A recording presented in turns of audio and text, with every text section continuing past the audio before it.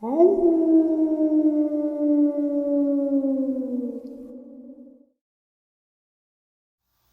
greetings and salutations, everyone. I hope everyone is still doing well, and welcome to this night-ending bonus upload. Before we jump into it, a couple links. As many of you know, I rely on Patreon, PayPal, channel membership, and the merch to help the channel to continue to grow and go. Links to Patreon, PayPal, and channel membership is in the description below. Merch displayed directly under the video. Also, Dogman Frightening Encounters, Volume 1 through 3, the audiobook versions. They were written and researched by Tom Lyons, narrated and produced by me, Jeff Nadolny. Those audiobooks are available on Audible, Amazon, and iTunes, links to which are also in the description as well. And finally, last but definitely not least, if you'd really like to help support the channel to continue to grow and go, simply subscribe. It doesn't cost a cent. Click the like button, takes half a second. If you don't want to miss out on any of the informative uploads I put out daily, click that bell icon, and folks, please leave a comment and share the video. Why? Well, because all of these things really do help the channel to continue to grow and go. And yes, folks, they definitely do matter. Now, everyone, I have taken far too much of your time. Let's jump in to this night-ending bonus upload, shall we? Tonight's first encounter. It was 7 years ago. I was with a childhood friend. We were next to a river in a small wooded area right outside of our small country town. We'd heard screaming like a banshee echoing across the valley. Afraid, we left the riverside and ventured deeper into the forest. She and I found a quiet spot and assumed we wouldn't be bothered by whatever was going on. But the screaming kept getting closer, so we collected our belongings and kept going deeper into the woods. We walked along a common trail everyone would take that leads down to another clearing on the river. People would go there to fish, and there was an old home abandoned, deep in the woods. It was quiet for a few minutes as we ventured down this path. Then we heard the screaming come back and even closer than before. The sound of it chills my soul to this day. Then we were about 40 feet from the break in the path leading to the house and down to the river. What crossed our path haunts me to this day. Running on 2 legs, right in front of us, was what looked like a wolf. 6 feet tall, running on 2 legs. It was gray. It ran faster than anything I've ever seen. All the hair on my body stood on end. I grabbed her and started to run back towards the clearing we had entered from. We kept hearing the screaming, but we didn't dare look back. We made it back 30 feet from the clearing, and she ended up twisting her ankle after tripping over a branch that had fallen in the pathway. She was in a lot of pain. I helped her up and carried her a little. We didn't want to face what was in those woods with us. She ended up hanging herself 5 years later. I don't know if it was a Dogman or some sort of Native American superstition, banshee, what. All I can remember is the terror. I've never been so scared in my life. I want to face it again. I want to hurt it and drive it from those woods. I haven't seen it in all these years.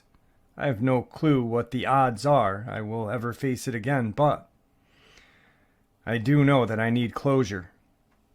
I have to know what it was in those woods with us that night. I fear for my life going back out there, but I'm done living in fear of what lurks in the dark. If anyone knows how to draw these things out, please let me know. And how do I take one down? My best piece of advice is don't go back out in the woods. Find someone that you can confide in and talk to about this, because the chances of you making it out of those woods alive if you go hunting one isn't going to be good. The chances of you finding another one when you want to find it isn't going to be good. I'm terribly sorry for your friend, and it's a hard loss, but the world doesn't need 2 people lifeless because of this encounter. Guys, tonight's first video is a very chilling kind of video. Guy is going out in the woods and he stumbles across some sort of creature with, I see red eye shine. It looks very, very terrifying. And this person that spots it sees it and takes off as well. So I don't know if it's 100%, but like I said, in all these other videos, the only one that I've ever said I agree is 100% was that Bigfoot video from yesterday. This is creepy. So that's about all I can say for percentage on it, you know. But here it is, guys. Check it out.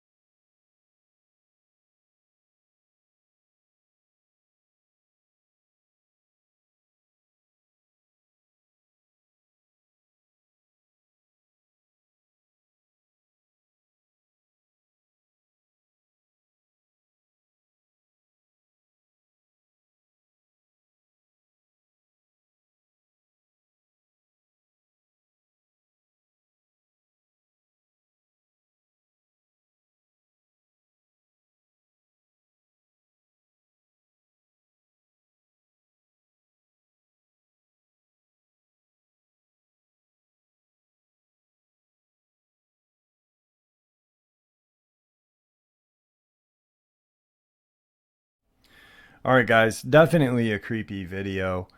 I just can't get over the experience that we heard prior to the video, and it's very heartbreaking. And you know, I really hope this person does hear this and does not go out into the woods. It's definitely not worth it.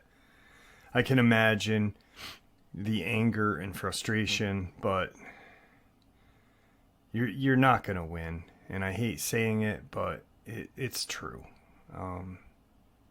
Even if you do, it's not going to bring your friend back, unfortunately. So, on to tonight's second encounter. I come from a family of hunters. It's not uncommon for my mom and stepdad to go out early in the morning and not come home until well into the night on occasion. In rural Georgia, it's fairly common for landowners to lease out their acres for hunting to different folk depending on the seasonality and the type of hunting they are doing. The deer season for archers begins at the end of summer. My mom has an experience that I loved to hear as a child that as an adult had a horrifying twist. One afternoon, my parents had struck out to hunt for the day. The land they leased that particular year ran alongside a power line route.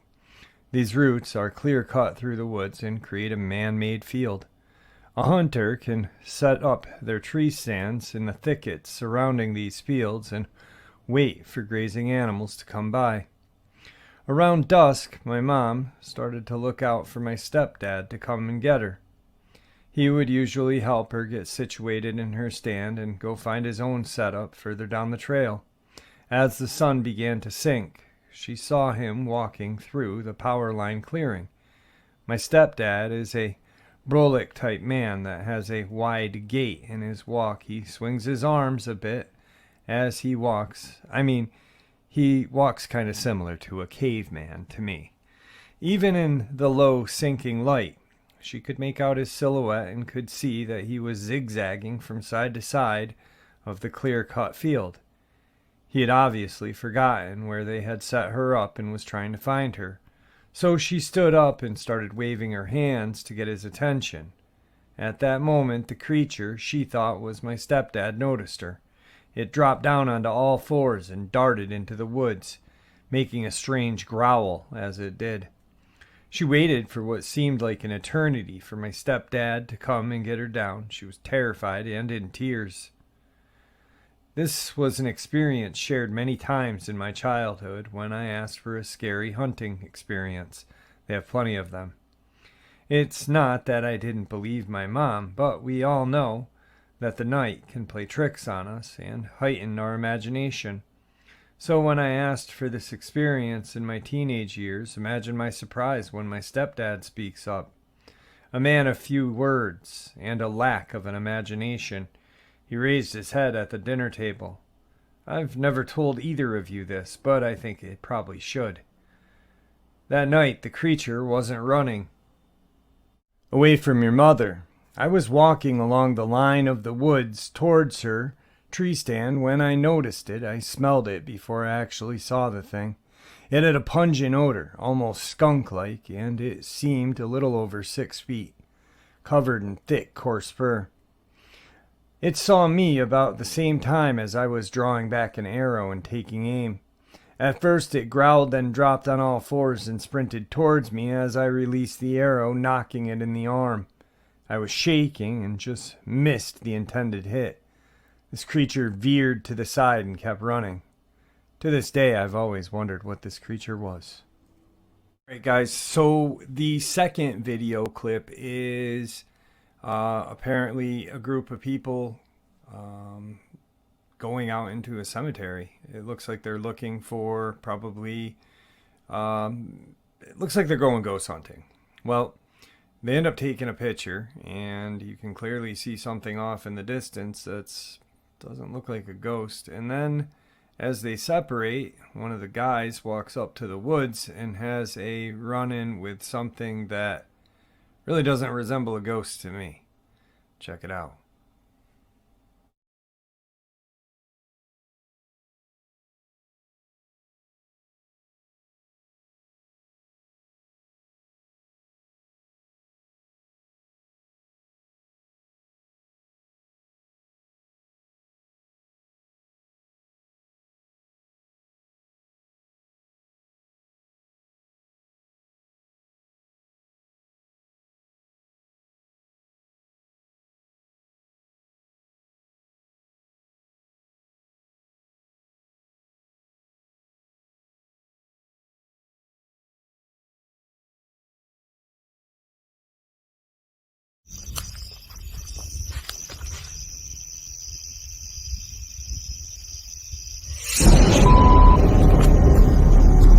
Yep. I saw something. I don't know what I saw. I don't know what I saw.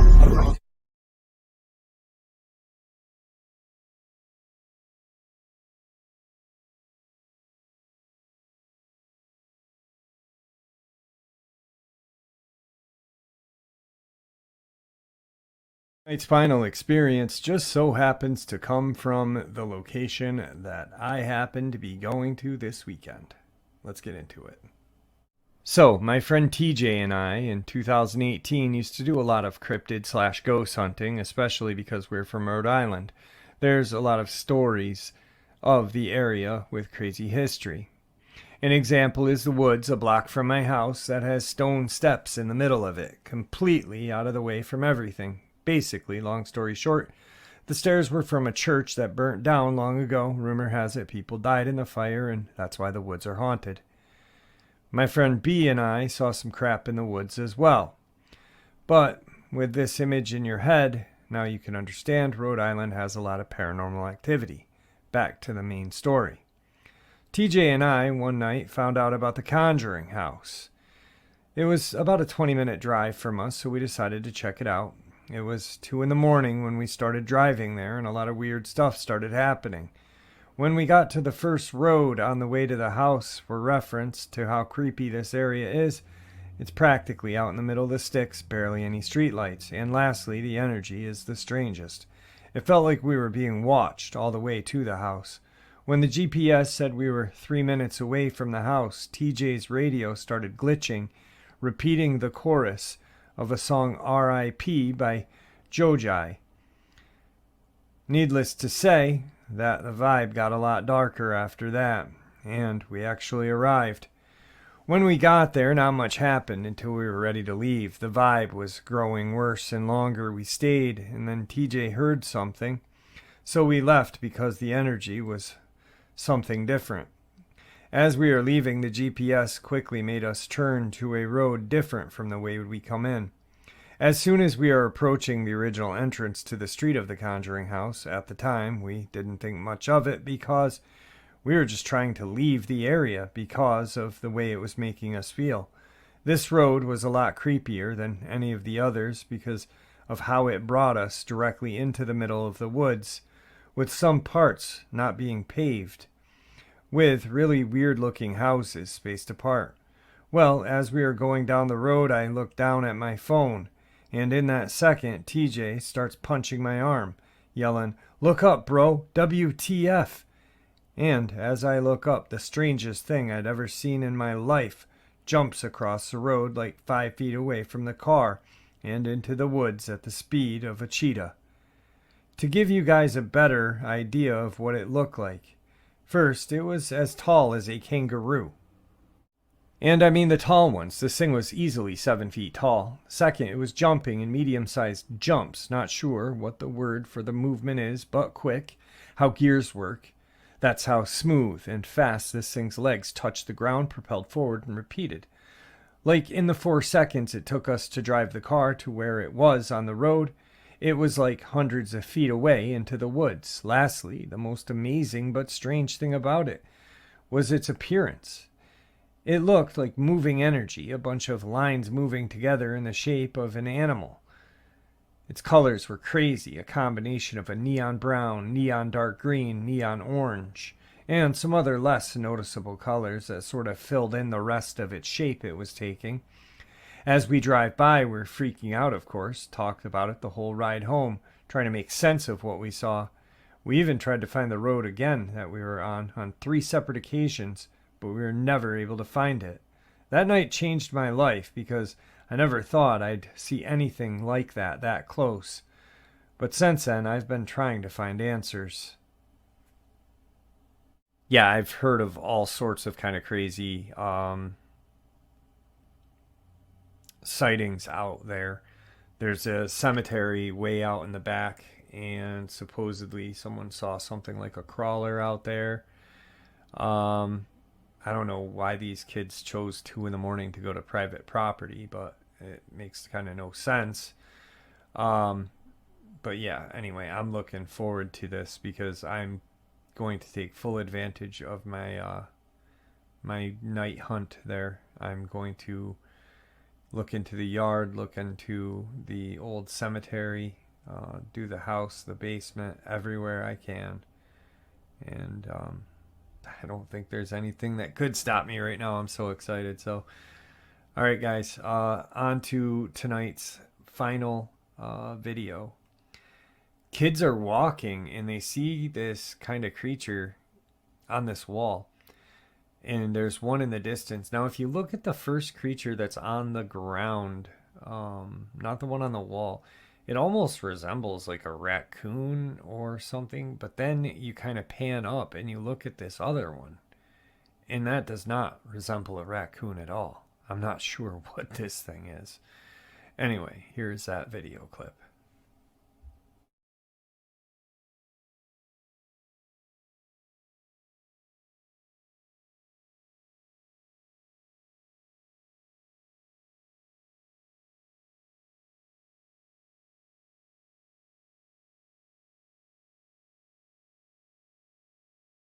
Oh, shit. Arriba, arriba.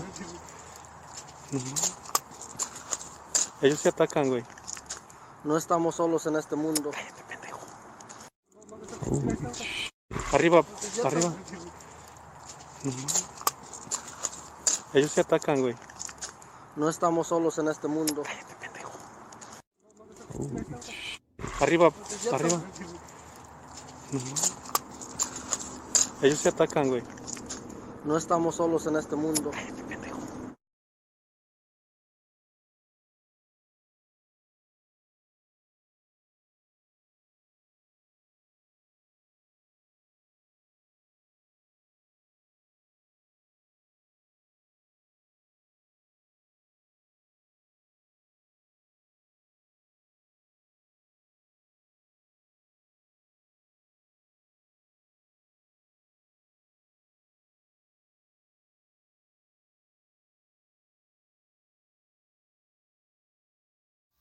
The last video clip I do not believe is raccoon.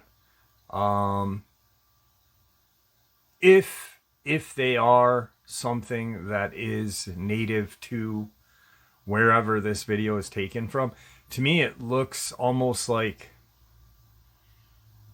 the Middle East, somewhere in maybe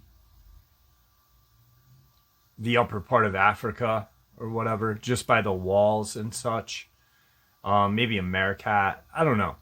I know that for some reason people think these are cryptids. To me, they're weird. Their eyes are glowing. Is it because of the camera? I don't know. But it's left up to you guys to decide. I know how I feel about it, but anyway, I hope you guys enjoyed this night ending bonus as much as I enjoyed sharing it with you. I'd like to thank you all for supporting the channel. It is, after all, your support that helps the channel to continue to grow and go. And honestly, what gives people a chance and a place to share their experiences and theories judgment-free. Simply treated with the respect that we all deserve. Thank you. Everyone stay safe, happy, healthy, and ever vigilant, keeping an eye on our children, pets, family, friends. These creatures are real. They are out there and dangerous. Share this information with those you love and care about, and it may just help save their lives someday. Until next time, never stop asking questions. Never stop searching for the truth. And God bless.